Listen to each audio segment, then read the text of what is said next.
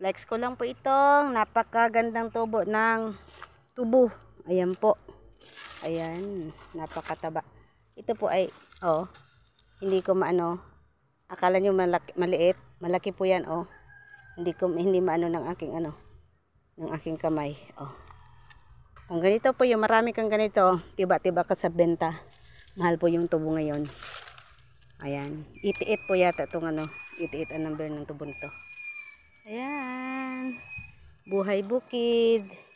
Napakatamis po ng tubo na ito. Ayan. Punta po tayo dun sa garden.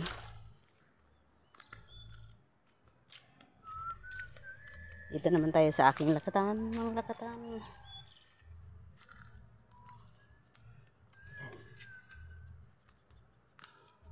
Laki na.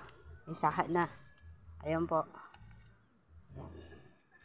Punta doon. Ito. Ayan. Maganda yung tubo. Ito, parang may diferensya.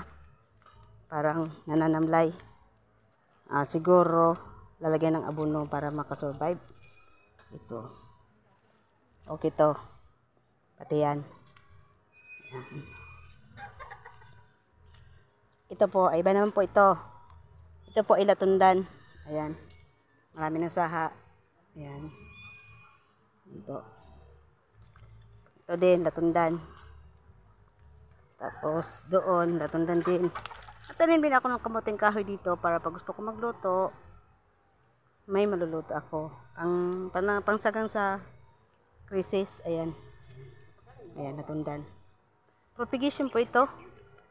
Sinubukan ko po yung propagate ng latundan. Tignan natin kung anong resulta sa mga susunod na araw. That's for today's video. Thank you for watching.